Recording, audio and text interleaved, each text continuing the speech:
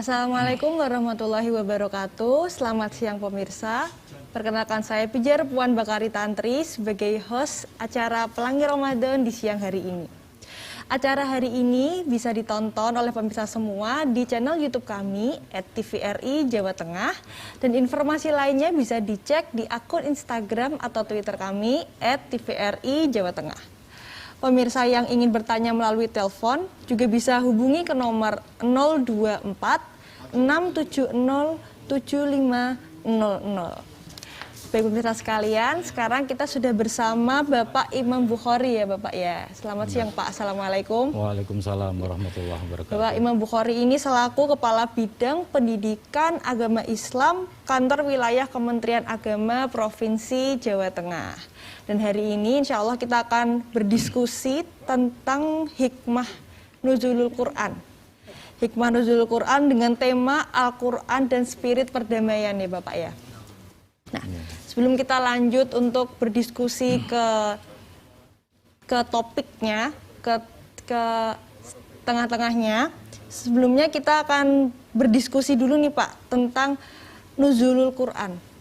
Apa sih Pak makna dari nuzulul Quran dan peristiwa-peristiwa yang terjadi ketika nuzulul Quran tersebut? Monggo Pak. Assalamualaikum warahmatullahi wabarakatuh. Bismillahirrahmanirrahim.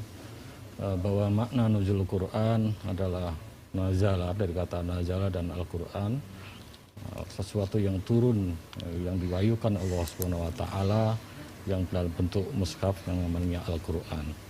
Ada beberapa hal yang memang beberapa pendapat dari para alim, para ulama yang mengatakan bahwa turunnya Al-Quran itu ada yang mengatakan sekaligus dari Lauhul Mahfuz ke Baitul Izzah, dan kemudian turun kepada Nabi Muhammad SAW melalui malaikat Jibril secara berangsur-angsur selama 22 tahun, 2 bulan, 22 hari, atau orang mengenapkan menjadi 23 tahun. Ada yang berpendapat memang bahwa Al-Quran diturunkan pada malam-malam Lailatul Qadar selama 20 tahun. Jadi itu juga ada. Tapi yang terpenting bagi kita adalah bahwa Al-Quran diturunkan pada bulan Ramadan, yakni Al-Quran yang pertama yang diturunkan pada bulan Ramadan. Dengan kita dalam Al-Quran dinyatakan inna anzalnahu fi lailatul qadr wa ma adraka ma lailatul qadr lailatul qadri khairum min alfi syahri. Jadi itu ada juga ayat yang mengatakan syahrul Ramadan alladzina unzila fihil Qur'an hudal linnasi wa bayyinatin minal huda wal furqan. Jadi gitu Mbak Puan. Siapa? Jadi untuk peristiwa nuzulul Qur'annya sendiri nih Pak, surat yang pertama turun. Jadi Rasulullah itu pertama kali menerima surat itu surat apa dan bagaimana tentang prosesnya ketika Rasulullah menerima ayat pertama tersebut Pak? Ya, ketika keadaan Mekah atau Jazirah Arab pada waktu itu yang masih jahiliyah, sehingga Nabi merasa prihatin dengan kondisi yang ada ketika zaman masyarakat jahiliyah pada waktu itu menyembah berhala Lata, Uzza, dan Hubal. Pada waktu itu mereka membuat berhala-berhala yang kaya, membuat berhala dari emas, kemudian dari perak, tembaga, atau yang miskin buat berhala dari tepung, kemudian disembah oleh mereka. Ini menjadikan keprihatinan Nabi sendiri, sehingga pada waktu itu Nabi berkhalwat, itu menyendiri, atau dalam istilah orang Jawa tarekat, ya, di Gua Hira sekitar 4-5 km dari kota Mekah, ya, di Jabal Nur. Dan ketika itu Allah menurunkan wahyu yang pertama melalui malaikat Jibril, yakni surat Al-Alaq ayat 1 sampai dengan ayat 5 yang berbunyi Iqra bismi rabbikal ladzi khalaq khalaqal insana min 'alaq Iqra wa rabbukal akramul ladzi 'allama bil qalam 'allamal insana ma lam ya'lam.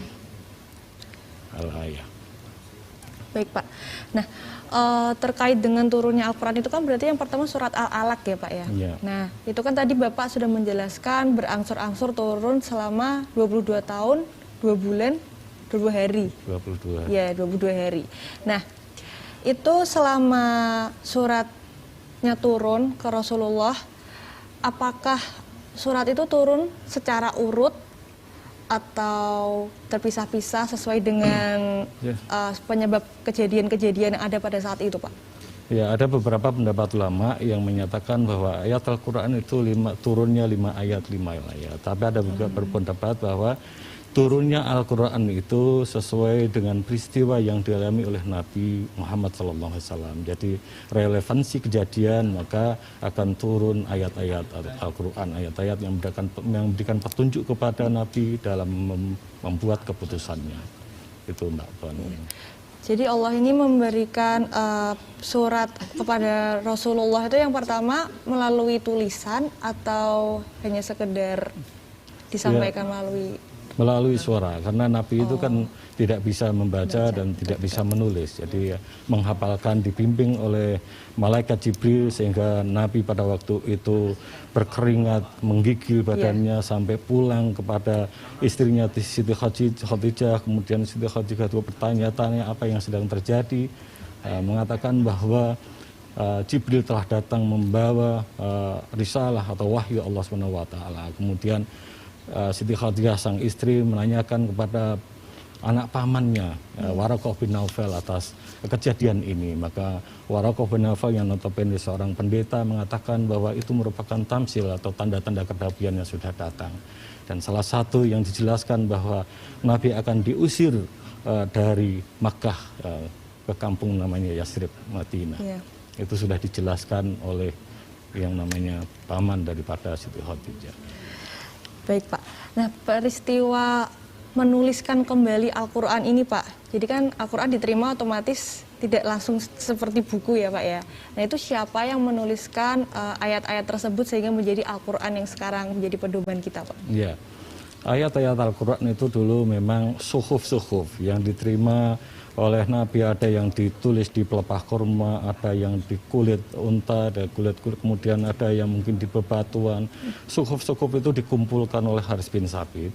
Jadi pada waktu itu menjadi sempurna, menjadi mushaf itu namanya mushaf Utsmani, yaitu ketika zaman sahabat Sayyidina Utsman bin Affan itu baru terkumpul namanya mushaf Al-Quran secara lengkap yang sampai pada hari ini. Baik, Pak. Nah, perihal keistimewaan nuzulul Quran nih, Pak. Apa saja keistimewaan yang ada di masa nuzulul Quran ini, di bulan Ramadan ini, Pak? Keistimewaannya adalah ada 4 keistimewaan ketika nuzulul Quran. Satu yang berkaitan dengan tempat atau bulan atau waktu. Waktu turunnya Al-Quran itu memilih bulan Ramadan, bulan yang penuh berkah, bulan yang penuh suci di mana umat Islam diwajibkan untuk melakukan puasa. Itu pilihan pertama dari sisi waktu adalah bulan Ramadan. Yang kedua dari sisi Rasul, Allah memilih Nabi dan Rasulnya. Kenapa Al-Quran dulu tidak diturunkan kepada nabi-nabi terdahulu, tapi dikirimkan kepada Nabi Muhammad SAW yang merupakan orang pilihan daripada Allah SWT. Yang ketiga berkaitan dengan malaikat yang menyampaikan, yakni malaikat istimewa Jibril yang membawa risalah kenabian melalui wahyu yang diturunkan oleh Nabi Muhammad SAW. Yang keempat adalah keistimewaan nuzul Quran, itu adalah turunnya Al-Quran ini menjadi mukjizat bagi kita semuanya. Al-Quran sendiri itu merupakan mukjizat karena merupakan sesuatu yang menggunakan bahasa yang cukup indah, yang tidak akan bisa disamai, yang tidak akan bisa dipalsukan oleh seluruh alam ini seisinya, baik itu jin atau manusia. Jadi benar-benar ini menjadi mukjizat bagi umat Islam. Iya, betul sekali, Pak. Terkait dengan tidak bisa dipalsukan itu karena banyak yang menghafal atau bagaimana ya, Pak? Ya, memang sudah ada melakukan uji percobaan membuat Al-Quran tandingan pada waktu itu, tapi selalu gagal. Di samping itu juga banyaknya penghafal Al-Quran, bahkan satu kalimat atau satu kata atas huruf pun tertinggal. Para hafidh-hafidhah kita akan membenarkan atas apa yang sudah diwahyukan oleh Allah SWT. Masya Allah sekali ya, Pak. Jadi dengan menghafal Al-Quran itu sebenarnya juga menjaga kemurnian Al-Quran ya, Pak ya? Betul. Baik, Pak. Nah, tema hari ini itu kan Al-Quran dan spirit perdamaian. Mungkin Bapak Imam Bukhari bisa menjelaskan apa korelasi antara Al-Quran sendiri dengan spirit perdamaian terutama di bulan Ramadan seperti ini, Pak? Ya, kita selaku umat Nabi Muhammad SAW, umat yang paling terakhir, umat yang paling singkat dalam hidupnya. Karena umat-umat terdahulu mempunyai waktu yang cukup panjang. Ketika Al-Quran ini harus diapakan dengan spirit perdamaian dalam rangka moderasi beragama. Maka langkah pertama adalah membaca Al-Quran itu, mengerti artinya, mengerti tafsirnya, memahami kemudian mengamalkannya. Ini memang proses yang harus kita lalui selaku umat Islam, jadi untuk mengetahui itu. Jadi ada beberapa hal yang harus kita ketahui dalam apa yang terkandung dalam Al-Quran itu. Yang terkandung dalam Al-Quran itu tentunya ada hal-hal yang sifatnya prinsip keislaman kita. Bagaimana kita melakukan sikap tawasud, ya, sikap moderat. Kemudian sikap tasamuh yang toleran. Kemudian sikap tawazun. Kemudian sikap al-adl yang berkeadilan tentunya. Khusus moderasi beragama, dalam hal ini kita moderat. Kalau dalam bahasa lain adalah antara keduanya, ya, di tengah-tengah atau wasatiyah dalam bahasa agama. Moderat di sini adalah bagaimana kita melakukan sikap di tengah-tengah, tidak terlalu ekstrim ke kanan, yang mengarah kepada liberalisme, yang mengarah kepada pemikiran-pemikiran yang liar, yang pemikiran-pemikiran yang mutazilah pada waktu itu, atau pemikiran ke arah yang ke kiri-kirian, yang itu adalah sifatnya hal-hal yang sifatnya radikal, atau hal-hal sifatnya pemikiran yang jabariyah. Kita tarik ke tengah, kita dari kanan ke tengah, yang ke kiri ke tengah. Itulah yang dinamakan dengan moderat atau wasatiyah di dalamnya. Baik Pak. Nah ini perihal tentang Al-Quran sebagai moderat itu ya Pak ya. Kita kan sekarang fenomenanya banyak pendidikan yang sekuleris nih Pak. Nah bagaimana sih Pak cara mengembalikan pendidikan tersebut supaya tidak sekuler? Ya, tentunya konsep pendidikan itu kan harus mempelajari Al-Quran itu, ya, dalam hal beragama itu step by step. Kalau kita sekolah, kita di madrasah itu dari diniyah ula, kemudian wusta, kemudian ulya, ya. Itu secara berjenjang. Kita ngaji pun juga dari sesuatu yang paling dasar, sehingga pemahaman agama berkaitan dengan perkembangan psikologis anak itu akan seiring, sehingga pemahaman yang benar dengan guru yang bersanad yang benar tentu akan sangat moderat, tidak akan liberal. Itu yang kita inginkan dalam pendidikan agama Islam seperti itu. Oke, baik Pak. Nah ini terkait tadi Pak juga dengan konteks moderasi Al-Quran itu kan tadi ada al-adl, tasamuh, dan lain-lain. Dan mungkin bisa dijelaskan sedikit Pak tentang konsep-konsep tersebut. Iya, konsep-konsep itu kan kita pada dasarnya harus ta'aruf, ya. Ada satu ayat, ya ayuhan nasu inna khalaqnakum min dzakarin wa unsa wa ja'alakum syu'uban wa qabaila lita'arafu inna akramakum minallahi atqakum. Jadi ayat ini mendasari kita berkaitan dengan bagaimana kita harus melakukan tasamuh, toleransi, bagaimana kita harus menjaga tawazun, harmonisasi.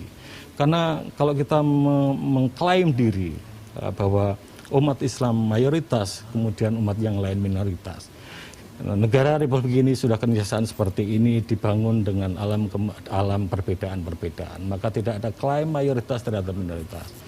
Kalau kita bicara umpamanya di Jawa, di Sumatera memang mayoritas beragama Islam.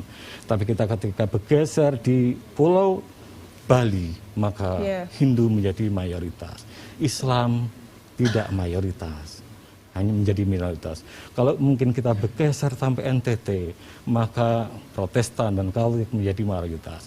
Islam menjadi minoritas.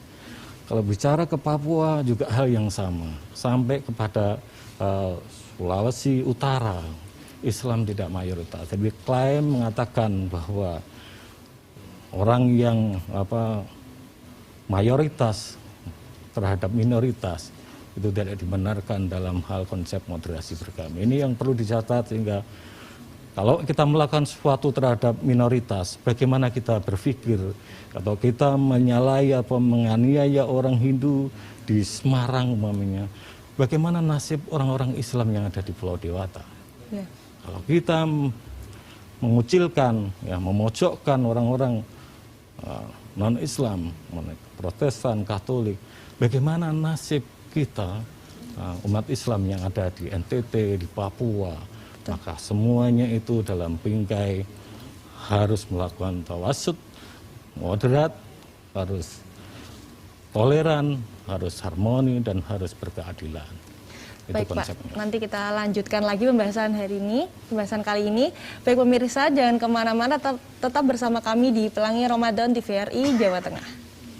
Saya Pejar Puan Bakari Tantri dalam acara Pelangi Ramadan di siang hari ini. Acara hari ini dapat disaksikan di channel YouTube kami @tvri Jawa Tengah, dan informasi lainnya bisa dicek di akun Instagram dan Twitter kami @tvri Jawa Tengah. Untuk pemirsa yang ingin menanyakan pertanyaan melalui telepon, bisa hubungi kami ke nomor 024 670 7500. Baik, kita lanjutkan lagi ya Pak diskusinya. Terkait dengan bulan Ramadan nih Pak. Pastinya banyak umat muslim yang sekarang sedang fokus-fokusnya, banyak-banyaknya membaca Quran, begitu ya Pak ya. Nah tapi kadang ini timbul fenomena di mana para pembaca Quran ini, para orang-orang yang sedang belajar membaca Quran ini bingung. Bingungnya adalah ketika mereka itu harus banyak-banyakan membaca ayat, atau yang penting paham maksudnya Pak dari Al-Quran tersebut. Nah mungkin Bapak Imam sendiri bisa menjelaskan bagaimana sih tahapan kita dalam belajar Al-Quran Pak, seperti itu.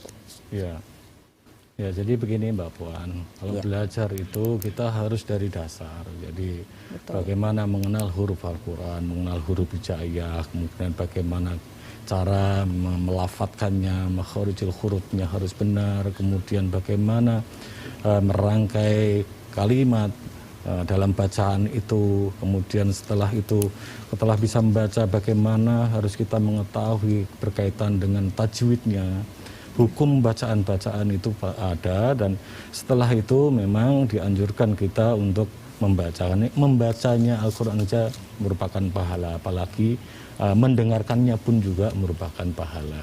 Apalagi Mbak Puan banyak bisa mengartikan, kemudian bisa memaknai, bisa memahami, dan yang paling penting adalah mengamalkan daripada isi kandungan Al-Quran itu. Betul sekali Pak.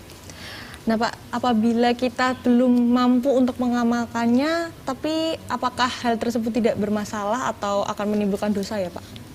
Ya, Allah itu kan Maha Pengampun. Ya. Tidak semuanya kita harus dipaksa, atau orang itu step by step sesuai dengan kemampuannya, sesuai dengan, tapi sesuatu yang wajib, yang paling kita hindari adalah bagaimana kalau itu sebuah larangan, atau itu perbuatan-perbuatan yang memang sudah jelas menimbulkan dosa, dan itu jangan kita sengaja.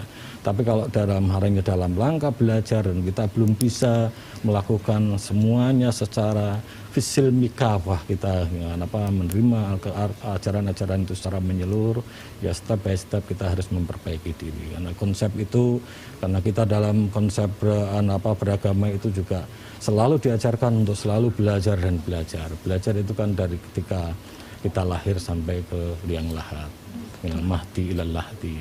Ya. Jadi itu. Baik Pak, perihal ini Pak sekarang, manfaat peringatan nuzulul Quran. Nah, apakah ada Pak manfaat dari peringatan nuzulul Quran ini? Ya, kalau nuzulul Quran itu paling tidak manfaat yang kita ambil, dapat kita petik adalah memperingati itu kan mengingat kembali peristiwa turunnya Al-Quran, bagaimana kondisi saat itu membandingkan ketika zaman Nabi, kemudian generasi muda yang sekarang memperoleh warisan ya, kitabullah wa sunnatur rasul, tentunya harus memperingati itu sebagai bagian dari pengingat. Kemudian Al-Quran sendiri kenapa harus diperingati? Ini juga untuk meneguhkan keimanan kita, memperkuat keimanan kita terhadap kebenaran Al-Quran itu sendiri. Karena Al-Quran dzalikal kitabul la raiba fi, tidak ada keraguan di dalamnya di Al-Quran itu. Jadi itu konsep itu yang harus kita pegangi sehingga kita benar-benar keimanan kita semakin hari semakin bertambah. Itu juga dalam hal umpamanya bagaimana peringatan Nuzulul Quran sendiri juga mengingatkan kepada kita untuk mempelajari Al-Quran, untuk membacanya, atau bahkan untuk menghafalkan Al-Quran itu sendiri. Jadi itu Mbak Puan.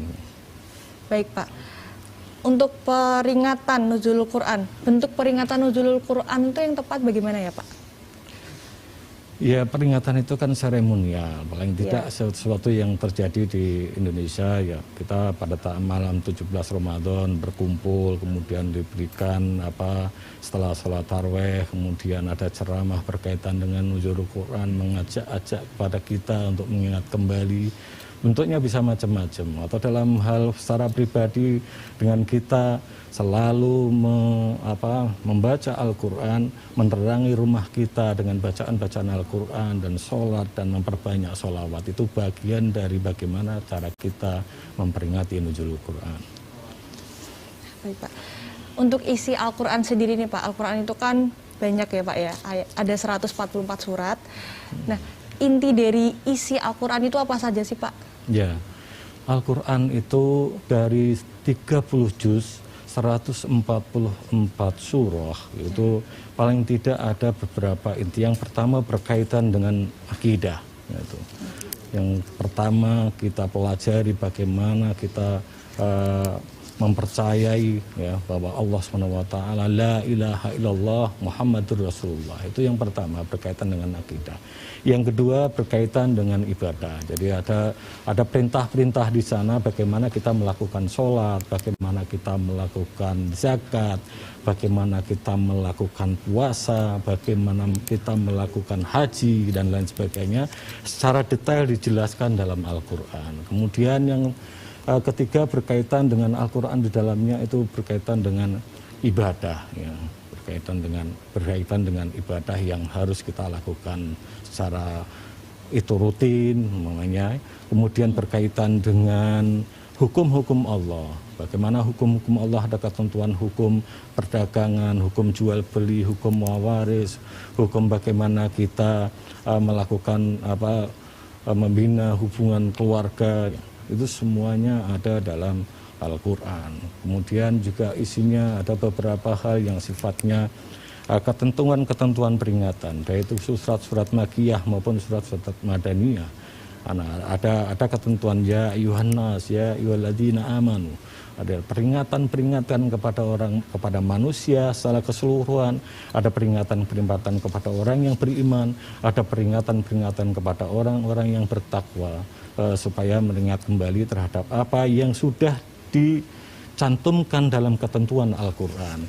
Kalau umpamanya mereka melakukan pelanggaran terhadap sesuatu ketentuan itu, maka sudah ada jalurnya, yakni mungkin masuk neraka. Gitu. Ya. Sesuatu yang dilanggar dalam Al-Quran yang sudah menerapkan ketentuan hukum Allah, maka akan dimasukkan ke balan yang sifatnya itu ganjaran, yang akan dimasukkan ke dalam surga. Dan ada satu ketentuan dalam Al-Quran itu juga terdapat peristiwa-peristiwa kenabian yang dulu kita mengetahui peristiwa-peristiwa kenabian Nabi Sulaiman, peristiwa kenabian Nabi Nuh, peristiwa Ibrahim alaihissalam, ya, peristiwa Ismail dan sebagainya, bagaimana Musa menghadapi Fir'aun, bagaimana Nabi Isa memberikan wahyu kepada umatnya.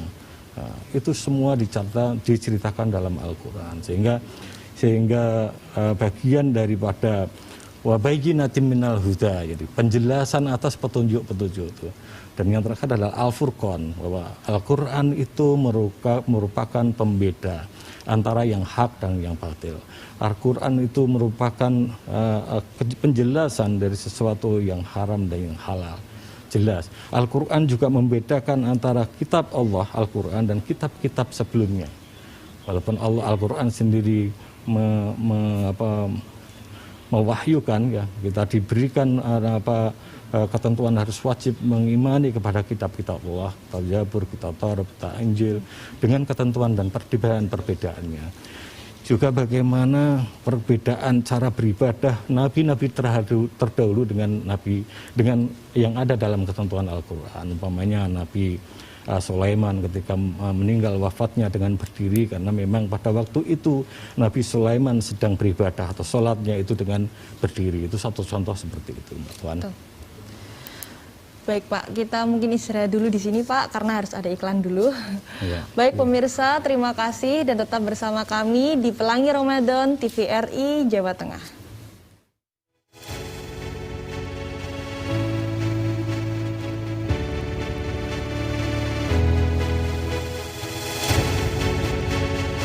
Selamat datang di TVRI Stasiun Jawa Tengah, sebuah lembaga penyiaran publik yang senantiasa memberikan pelayanan prima bagi masyarakat Jawa Tengah.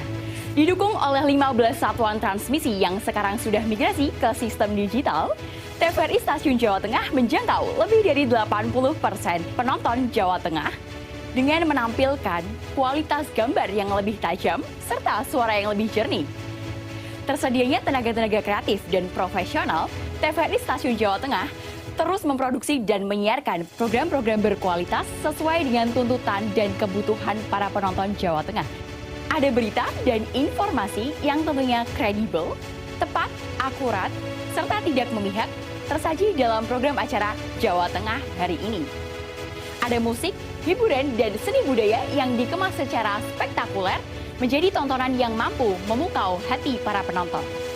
Program acara pendidikan, agama, dan olahraga mampu memberikan edukasi berkualitas untuk generasi muda masa depan bangsa. Ya, itulah program-program acara yang tepat untuk sosialisasi, publikasi, dan promosi. Dijamin kepuasan Anda akan melebihi apa yang Anda targetkan.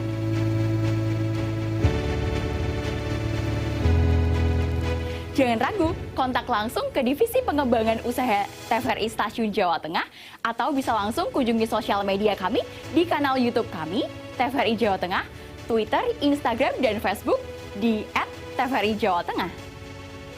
TVRI Stasiun Jawa Tengah berkarya dengan hati, melayani setulus hati. Sumangga, matur nuwun.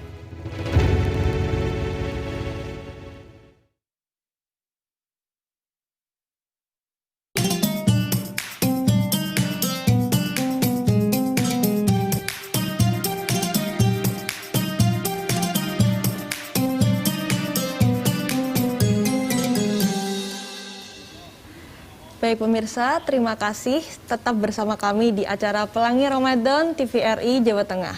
Acara kami hari ini bisa disaksikan di kanal YouTube kami @TVRI Jawa Tengah, dan informasi lainnya bisa dicek di akun Instagram atau Twitter kami @TVRI Jawa Tengah. Untuk pemirsa yang ingin mengajukan pertanyaan melalui telepon, bisa hubungi kami di nomor 024 670 7500. Baik Pak, kita lanjut membahas tentang keutamaan membaca Al-Quran untuk orang Muslim, kepada pemuda-pemudi Muslim. Ya, keutamaan membaca Al-Quran. Jadi memang ada suatu keharusan bagi umat Islam untuk supaya membaca itu kan menyerap apa yang harus diketahui. Bahwa kalau diibaratkan Al-Quran itu manual book dalam kehidupan, ya deh. Jadi kalau kita beli mobil itu pasti ada manual booknya yang harus kita baca, yang harus kita mengerti supaya kita bisa menjalankan mobil itu dan merawat mobil itu dengan benar. Tentu ketika kita hidup di dunia ini juga melakukan hal yang sama. Kita harus membaca pedoman hidup, yakni Al-Quran. Maka membacanya aja dan mendengarkannya aja berpahala. Apalagi kita dapat mengartikan, dapat kita menafsirkan atau mengetahui asbabul wurudnya, memahami isinya, dan otomatis menjalankannya. Memang di bulan Ramadan ini kita dianjurkan untuk mewarnai bacaan-bacaan Al-Quran di surau, di masjid, di langgar, ya di musola, di rumah-rumah penduduk Muslim untuk selalu mendengungkan, melantunkan ayat-ayat suci Al-Quran. Ada memang bagaimana yang tidak bisa lancar dengan membaca Al-Quran. Nah, ini memang ada sebuah hadis diriwayatkan oleh Aisyah dalam Sahih Bukhari, dikatakan walladzina yaqra'ul Qur'anu wa yatata'ta fihi, artinya membaca dengan terbata-bata, fahuwa alaihi syakun, dan mereka merasa susah, lahu ajrani. Jadi orang yang membaca Al-Quran dengan terbata-bata dengan kesusahan, dengan kesulitan, maka baginya mendapatkan 2 pahala. Jadi pahala yang pertama adalah membaca Al-Quran, pahala yang kedua adalah dia susah payah, terbata-bata ingin mempelajari Al-Quran, itu dihargai Allah SWT. Step selanjutnya adalah ada hadis yang menyatakan Al-Mahirul Quran fi safarati, ya. Orang yang mahir dalam membaca Al-Quran maka dia akan diikuti oleh malaikat, ya. Malaikat yang baik, malaikat yang mulia tentunya. Dan memang yang tataran yang paling tinggi ketika orang-orang bagaimana dalam membaca dan mengamalkan Al-Quran adalah khairukum man ta'allamul Qur'an wa 'allamahu. Jadi sebaik-baik kamu adalah orang yang belajar Al-Quran kemudian mengajarkannya. Itu Mbak Puan. Baik Pak. Nah, kita tahu sendiri ya Pak bahwa Al-Quran itu berbahasa Arab. Nah, bagaimana sih Pak cara supaya kita itu ada semangat begitu Pak mempelajari Al-Quran yang mana bahasanya itu bukan bahasa Indonesia seperti itu Pak? Mungkin jadi salah satu dialog kita kepada Allah SWT, kepada Rabb itu adalah kita melakukan sholat, menghadap kepada Allah itu harus menggunakan Arab. Tentunya itu merupakan motivasi sendiri menggunakan bahasa Arab. Sehingga bagaimanapun juga harus umumnya bahasa Arab paling tidak minimal orang Islam itu harus bisa membaca surat Al-Fatihah sebagai keabsahan syarat sahnya sholat, ya. Itu step by step harus kita lakukan, kita paksakan, diluangkan waktunya untuk bisa sebagai conversation muslim kita, seorang muslim dan muslimah harus benar-benar kita meluangkan waktunya belajar secara keras kepada guru-guru yang dengan teori-teori atau metode-metode yang sekarang ini sedang menjamur bagaimana mempelajari Al-Quran, membaca Al-Quran dengan cepat.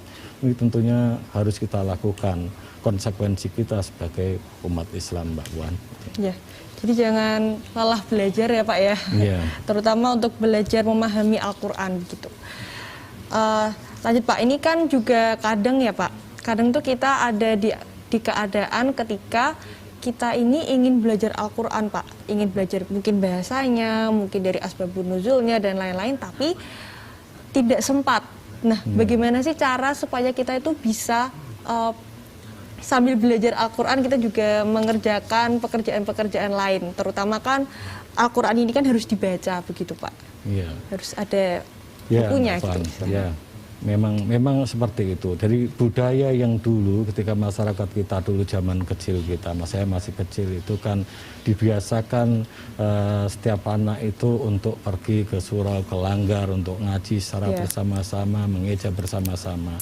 Memang ada ya sesuatu yang hilang ketika zaman sudah modern ini. Tapi Mbak Puan tidak perlu berkecil hati bahwa kita bisa mempelajari Al-Quran menggunakan aplikasi-aplikasi yang ada di Android, di HP kita masing-masing. Secara sendiri kemudian kita nanti mentafsirkan kepada orang yang memang benar-benar mahir, benar-benar tahu Al-Quran, bagaimana cara bacanya, bagaimana cara memperlancarnya, bagaimana cara artinya, bagaimana cara tafsirnya, itu diperdalam secara terus-menerus step by step. Jadi kita tidak bisa berdiam diri, mencukupkan diri dengan apa yang keadaan saya, karena sesungguhnya kita diwajibkan untuk mencari ilmu, thalabul ilmi faridatun ala kulli muslimin wa muslimatin. Jadi kita diwajibkan untuk mencari ilmu, dalam hari ini ilmu agama tentunya yang paling utama dalam konteks nuzulul Quran tentunya. Itu harus ada upaya paksa, paling tidak kita ada 2 hal, belajar mandiri lewat aplikasi yang ada di Android kita, atau belajar memanggil guru, atau kita yang mendatangi kepada para ustadzah. Itu konsep yang memang harus dilakukan sebagai konsekuensi seorang muslim dan muslimah. Ya, betul sekali Pak. Nah, mungkin ini Pak pertanyaannya, bagaimana sih Pak cara kita memotivasi diri kita untuk selalu istiqomah belajar Al-Quran? Gitu, Pak. Itu kan persoalan hati, kemantapannya. Makanya konteks nuzulul Quran itu adalah dalam rangka upaya memantapkan keyakinan hati kita bahwa Al-Quran merupakan petunjuk, ya, hudal linnas, ya, merupakan petunjuk bagaimana kalau kita tidak mempelajari Al-Quran, kita tidak bisa berhubungan dengan Allah Subhanahu wa taala. Kalau hudal linnas ini dalam konsep ini adalah bagaimana kita bisa melakukan hubungan kepada Allah Subhanahu wa taala. Hablum minallah, bagaimana kita sholat, bagaimana kita melakukan zakat, bagaimana kita tata cara berpuasa, itu semuanya niat-niat itu menggunakan bahasa Arab. Tentunya tidak boleh, kita harus meneguhkan hati, memantapkan hati kita untuk mempelajari Al-Quran sampai bisa. Insya Allah, karena Al-Quran itu salah satu mukjizat Al-Quran itu adalah kita diberikan kemudahan apabila kita bersungguh-sungguh, kita diberikan kemudahan untuk memahami, untuk membaca, bahkan untuk menghafalkannya. Itu konsep mukjizat yang kita ketahui, seperti itu Mbak Fan. Iya Pak. Mungkin ini ya Pak, jadi kalau kita mau belajar Al-Quran itu tidak melulu harus buku ya Pak, harus kitab, harus mushafnya kita baca, tapi bisa juga lewat HP atau mungkin kajian. Nah ini kadang juga saya dan teman-teman itu bertanya-tanya Pak, kalau misalnya kita sedang menonton kajian nih Pak, misalnya lewat YouTube ya Pak, kita menonton kajian tentang Al-Quran. Nah pertanyaannya adalah apakah boleh kita itu memegang, maksudnya kita menggunakan HP tapi tidak perlu berwudu, karena kita tahu sendiri bahwasannya Al-Quran itu kan kita harus memegang Al-Quran dalam keadaan suci. Nah itu Pak, kadang pertanyaannya seperti itu. Ya kalau memang itu ya ada beberapa pendapat, tapi yang jelas bahwa Al-Quran yang ada di Android, yang ada di HP kita itu kan bukan Al-Quran, jadi itu adalah lafal-lafal. Tapi yang dimaksud Al-Quran adalah mushaf, yang memang benar-benar Al-Quran yang harus ditaruh, harus kita junjung, harus kita tempatkan, harus kita ketika membacanya dalam keadaan suci itu. Tapi kalau menggunakan HP ya tidak harus, karena itu HP bukan sesuatu yang mushaf yang harus kita harus bersuci ketika membacanya. Oke, baik Pak, mungkin kita lanjutkan nanti, kita harus istirahat dulu Pak. Baik pemirsa, terima kasih dan tetap saksikan Pelangi Ramadan TVRI Jawa Tengah.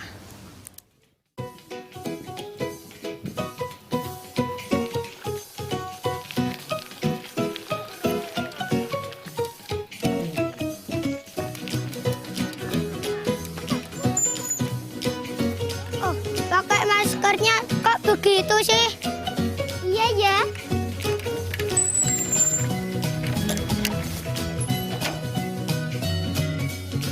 Stop.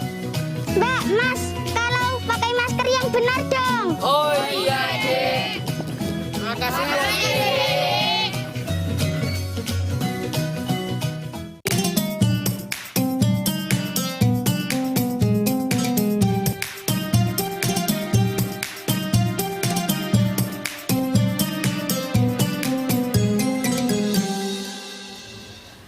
Baik pemirsa, terima kasih masih bersama kami di Pelangi Ramadan TVRI Jawa Tengah.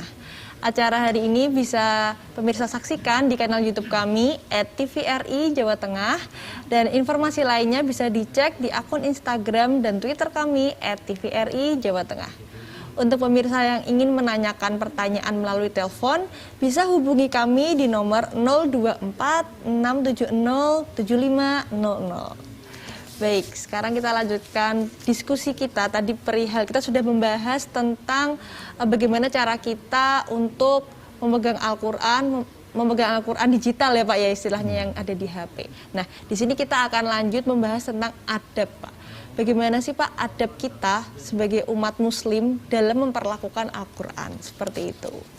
Ya, yang pertama kita dianjurkan ketika akan memegang Al-Quran, diharuskan kita suci dari hadas kecil dan hadas besar. Yani kita harus melakukan wudhu terlebih dahulu, kemudian juga menempatkan Al-Quran sesuai dengan tempat yang tinggi. Jangan Al-Quran kemudian taruh di bawah begini yang dimungkinkan bisa terinjak oleh anak kecil atau mungkin kita sendiri. Kemudian kita cara membawanya juga harus dijinjing, tidak boleh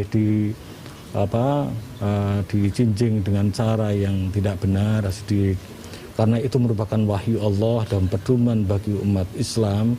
Kitab suci, namanya kitab suci, kita harus selalu mensucikan. Bahkan kalau zaman dulu itu ketika Al-Quran itu sudah kuno begitu, sudah tidak bisa lagi dibuka, kemudian kalau kita mau buka, kalau dibuang juga di tong sampah, tidak nanti terkena khawatir nanti itu terinjak atau tidak menghormati Al-Quran, maka dibakar, Mbak. Pada waktu itu dulu saya rame-rame itu dengan teman-teman itu, kalau supaya cepat belajar Al-Quran maka Al-Quran itu dibakar dan mungkin rame-rame kita makan itu. Itu sesuatu yang memang konservatif ya, zaman dulu orang seperti itu. Jadi adab itu benar-benar harus kita lakukan sebagaimana seolah-olah memang itu adalah firman Allah yang harus kita agungkan. Ini saya juga pernah lihat fenomena mengubur Al-Quran, Pak. Nah, itu apakah juga boleh, Pak? Maksudnya daripada kita membuang Al-Quran dan takut untuk tidak menghormati Al-Quran, apakah boleh kita menguburnya, Pak? Ya, gitu. kalau Al-Quran itu memungkinkan adalah kita melakukan upaya preventif, supaya kita Al-Quran itu tidak terinjak, kemudian harus ditempatkan sesuatu dan dikubur ditempatkan di dalam gudang, atau memang itu dikubur di tempat yang memang nanti tidak akan diinjak-injak atau merupakan tempat komunitas berkumpul seseorang, kemudian terjaga keagungan daripada Al-Quran itu, saya pikir itu sah-sah saja, silakan saja itu. Oke, baik Pak. Mengenai adab Al-Quran lagi ya Pak, itu apakah ketika kita membaca Al-Quran itu kan ada yang mushaf dan ada yang ada terjemahannya nih Pak. Nah, apakah perlakuan kita tuh juga sama terhadap Al-Quran yang ada terjemahannya ini Pak, atau harus juga bersuci dulu dan lain-lain? Ya, sebaiknya kalau kita membaca Al-Quran itu ya kita ada dalam keadaan suci, kemudian kita juga ada adab bagaimana kita harus melafalkan ta'awud, kemudian membaca basmalah, kemudian kalau karena perbedaan antara Al-Quran terjemah, memang yang dimaksud mushaf itu adalah Al-Quran yang tulisannya. Kalau terjemah kemudian ada tafsir itu memang tidak membatalkan, walaupun di dalamnya ada ada Al-Quran, ayat-ayat Al-Quran, tapi di sana memang sudah kecampur dengan namanya terjemah atau tafsir Al-Quran, yaitu namanya baca kitab tafsir Jalalain, di sana di dalamnya ada tafsir, ada tafsirnya, tafsir Al-Misbah gitu, tidak membatalkan, tidak kita harus melakukan wudhu, bersuci dulu. Oke, baik Pak. Nah, misalnya nih Pak, ketika kita membaca mushaf tapi kita lupa berwudu, apakah hal tersebut dosa atau hanya sekedar bentuk tidak menghargai Al-Quran? Saya pikir tidak lah. Allah itu kan Maha Pengampun ya. Kalau kita lupa, walaupun kita puasa kemudian kita lupa makan minum satu gelas, kemudian makan satu piring, kemudian kita lupa, itu tidak, kita lanjutkan puasanya, tidak membatalkan puasa. Karena lupa, orang tidur, orang gila itu tidak ketatarapan dosa. Sama tidak bisa dihukumi orang lupa, orang tidur. Baik, itu Pak. Mbak Wat. Baik Pak. Nah, untuk menghafalkan Quran sendiri nih Pak, apakah menghafalkan Quran itu harus urut Pak? Maksudnya ini kan lagi di bulan Ramadan nih. Nah, banyak teman-teman saya tuh yang bertanya ke guru-guru dan lain-lain bagaimana cara menghafalkan Quran. Nah, mereka biasanya mau juz 30 dulu nih, baru nanti yang lain-lain. Nah, apakah harus urut atau boleh dilompat-lompat Pak? Saya pikir kata kebiasaan yang saya tahu itu ya diurutkan dari Al-Baqarah dari Al-Baqarah mungkin juz 30, bahkan para hafidh-hafidhah di pondok-pondok tahfidz itu yang saya lihat kalau mereka itu tidak hafal, ketika sudah hafal sampai juz 27 tapi juz 30 itu justru malah belum hafal, karena penghafalannya urut sesuai dengan yang disyaratkan atau yang diberi petunjuk oleh para ustadz, para kiainya tentunya itu. Betul Pak. Mungkin ini bentuk ingin membenarkan membenarkan bacaan mungkin kali ya Pak ya teman-teman. Karena banyak yang surat-surat yang kita udah tahu itu mayoritas di juz 30 gitu. Kalau di juz 1, 2 itu kan panjang. Ya, memang kalau juz 30 kan kebanyakan memang surat-surat yang kita gunakan untuk sholat, sehingga kalau orang karena syarat-syaratnya sholat sunahnya sholat surat-surat pendek, maka orang zaman dulu ketentuan ulama para kiai itu ya harus dulu dikuasai juz 30 surat-surat pendek itu sebagaimana untuk menjalankan kewajiban kita untuk untuk sholat dan sebagainya. Ya, betul Pak. Nah, ini terkait dengan ketika kita traveling nih Pak, atau mungkin kita pergi dari rumah, tapi kita ingin membaca Al-Quran. Apakah kita tuh harus menghadap kiblat Pak ketika membaca Al-Quran? Ya, saya pikir tidak. Ya. Al-Quran itu dibaca sambil tiduran, tapi ya lebih abdi jalan di perjalanan daripada mungkin bengong, ngalamun. Memang kalau memang generasi muda kita ketika traveling bisa melakukan pembacaan Al-Quran di sela-sela kesibukannya. Kita ketika sedang bermain bisa membaca Al-Quran itu luar biasa. Ya, tidak diperlukan harus menghadap kiblat, itu enggak, persyaratan seperti itu enggak ada. Jadi misal di rumah pun tidak menghadap kiblat tidak apa-apa ya Pak? Tidak apa-apa. Oh iya.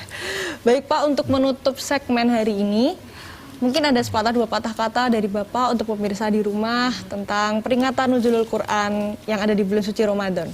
Monggo Pak. Ya, tema peringatan Nuzulul Quran pada tahun ini adalah Al-Quran dan spirit perdamaian dalam rangka moderasi beragama.